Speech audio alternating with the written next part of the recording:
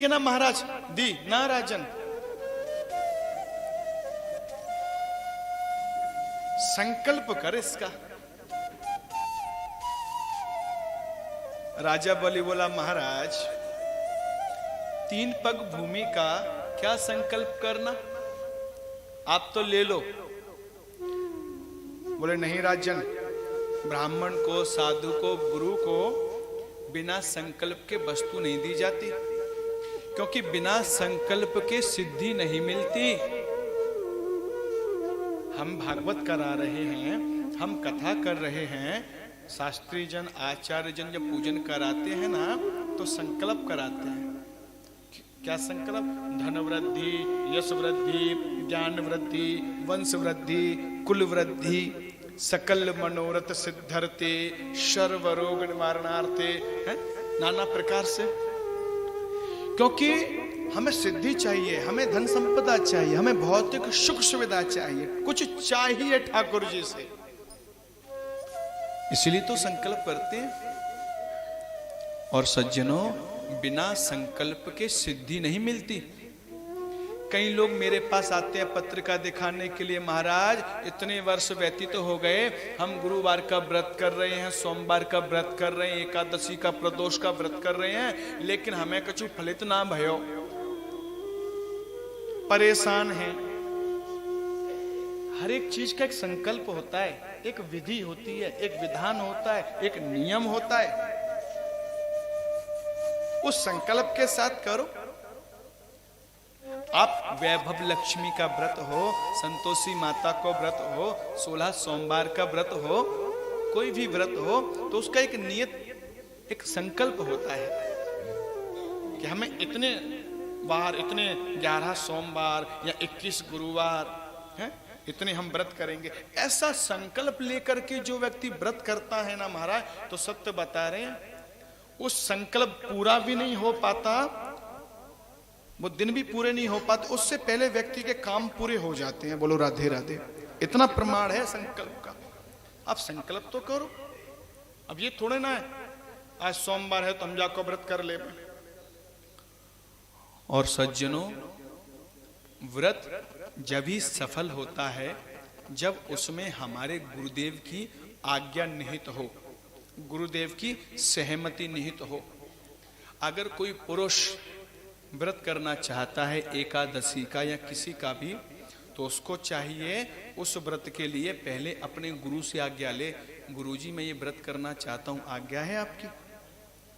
अगर गुरु नहीं बनाए तो किसी ब्राह्मण से आज्ञा ले, पंडित जी महाराज ये मैं व्रत करना चाहता हूँ, आज्ञा है आपकी?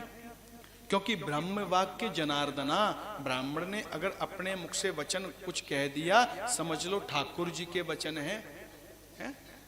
और अगर स्त्री कोई व्रत प्रारंभ करना चाहती है, अगर वो सुहागन है, विवाहित है, तो उस स्त्री को अपने पति से आज्ञा लेकर के उस व्रत को प्रारंभ करना चाहिए।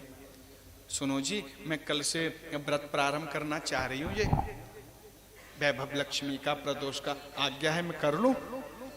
अगर सहमति प्रदान करे तो व्रत करो, तो वो फलित होगा। और अगर आज्ञा नहीं है और बिना किसी सहमति के कोई ये व्रत, पूजन, पूजा पाठ, जप तप इत्यादि करता है, वो ऐसे फलित नहीं होते। हाँ, नुकसान कुछ नहीं करेंगे लेकिन फलित भी नहीं होंगे। बोलो राधे राधे। इसलिए आज्ञा लेकर के नहीं कोई कार्य करना चाहिए। अब सज्जनों, बिना आज्ञा के नहीं, किसी से भी कुछ भी पूजा पाठ जप तप। बामन भगवान बोले भैया संकल्प कर दे तू मुंह को जाकर। बोले महाराज ले लो। बोले नहीं राजन, देना है तो संकल्प से दे, वरना ये घर ये तेरी धर्मशाला, हमको ना चाहिए। ठीक है महाराज, मैं संकल्प करता हूं। बामन भगवान ने जल देना चाहा, लेकिन शुक्राचार्य जी के मन में आया ये बार बार संकल्प संकल्प करता है, ये है कौन? ध्यान किया, अरे ये तो बामन के भेष में साक्षात नारायण है, राजा बलि को छलने आए हैं। ये बामन वामन कच्छू ना है, ये तो पूरा 54 और 53 है? तो खुद महाराज एक भौरे का रूप बना करके और सागर की टोटी में जाके बैठे। वो जल निकलेगा ही नहीं तो संकल्प होगा कहां से? बार बार जल देने की कोशिश करते हैं। अर्थात वामन भगवान कहना चाहते हैं, हे शुक्राचार्य, कोई व्यक्ति धर्म करे, दान करे, तो उसमें कभी है ना विघ्न उत्पन्न ना करे, अड़ंगा ना लगावे, उसे करने दो। 3 बार जब नहीं माना, नहीं माना, नहीं माना, एक कुसा लेकर के उस सागर की टोटी में लग, कुछ अड़ गया शायद, लगाया ही था कि शुक्राचार्य जी की एक आंख फूट गई। मरा मरा करते हुए निकल करके, हे राजा बलि, तेरा कुछ नहीं हो सकता, तू जा, तूने गुरु की बात नहीं मानी। इस प्रसंग से हमें यह भी सीखने को मिलता है कि हमेशा अपने गुरुओं का और अपने बुजुर्गों के, माता पिता की बातों का पालन करना चाहिए। और जो अपने गुरु की बातों का सम्मान नहीं करता, माता पिता की सम्मान नहीं करता ना, तो जिस प्रकार से राजा बलि चला गया ना, वो तो हित के लिए चला गया, ऐसे ही फिर हम चले जाएंगे, लेकिन उसमें हमारा हित नहीं होगा। तो राजा बलि ही तो हैं हम, और पग पग पे शिक्षा देने वाले गुरु ही तो हैं हमारे। इसलिए माँ बाप की आज्ञा का, उनकी बातों का पालन करो, उनका अनुसरण करो। जीवन में आपको कोई नहीं छल पाएगा, जीवन में आपको कोई नहीं ठग पाएगा। और जो लोग इनकी बातों का अनुसरण नहीं करते, इनकी बातों को कोई तवज्जो नहीं देते, मान सम्मान नहीं देते, तो आज जीवन भर ये भी राजा बलि की तरह ही चले जाते हैं। एन बद्धो बलि राजा दानवेंद्रो महाबला, तेनस्त्वाम अनुबध्नाभि रक्षे मां चल। और यूं ही संकल्प लिया महाराज, यूं ही हाथ में संकल्प लिया, और वो मेरे छोटे से वामन भगवान धीरे धीरे धीरे धीरे सहस्त्र शीर्षा पूरु का शस्त्राक्ष सहस्त्रपात असा भूमि गुं सर्वत स्मृत्वातिष्ठ।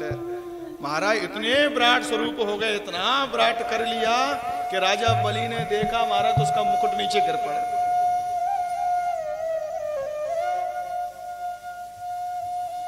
महाराज अपने दोनों पग में संपूर्ण संसार को नाप लिया, भूलोक त्रिलोक सब नाप लिया।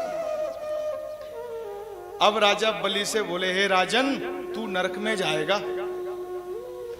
राजा बलि बोला, महाराज इतना धर्म दान पुण्य करने के बाद मैं नरक में मैं क्यों जाऊंगा। हे राजन, जो व्यक्ति जब किसी वस्तु का देने का संकल्प करे और वो पूर्ण रूप से ना दे पाए, असमर्थता जताए, तो ऐसा व्यक्ति संकल्प पूरा ना होने की वजह से नरकगामी होता है। तूने 3 पग भूमि देने का संकल्प किया, मैंने तो अपने दोनों ही पग में संपूर्ण भूमंडल को नाप डाला, अब तीसरा पैग कहां रखूं मैं। राजा बलि बोला, महाराज एक बात बताओ, धन बड़ा होता है कि धन का मालिक। वामन भगवान बोले धन का मालिक बड़ा होता है। तो बोले महाराज ठीक है ना, तीसरा पग मेरे मत्थे पर रख लो। ये सब चरित्र उसकी पुत्री रत्नमाला देख रही, मन में विचार आया, अगर ये मेरा पुत्र होता, मुझे अगर दूध पिलाना पड़ता तो इसे जहर लगा करके दूध पिलाती।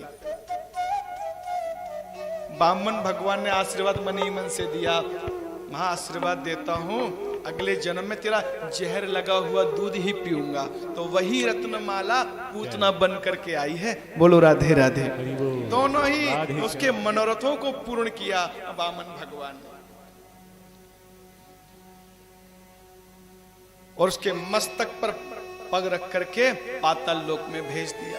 अब भगवान उसकी भक्ति से बड़े प्रसन्न हुए। हे राजा बलि, मांग, क्या मांगता है। राजा बलि बोले, ओहो इतनी बड़ी महानता, लेकिन महाराज क्षमा करना, मांगने वालों से हम नहीं मांगते। अब वामन भगवान बोले, ठीक है राजन, मैंने तुझसे मांगा है, लेकिन फिर भी मेरा मन है कि मैं तुझे कुछ दूं। मांग, क्या मांगता है। ठीक है महाराज, वैसे तो मेरी कोई इच्छा है नहीं, अगर फिर भी आप मुझे वरदान देना चाहते हो तो आपका बड़प्पन है, आपकी महानता है।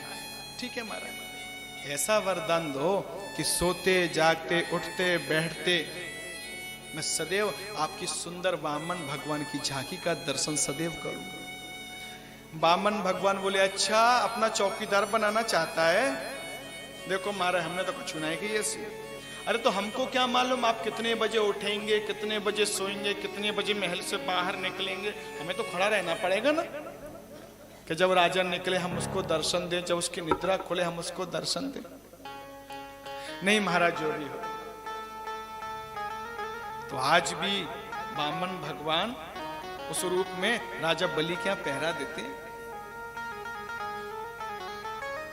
लक्ष्मी जी को जब मालूम हुआ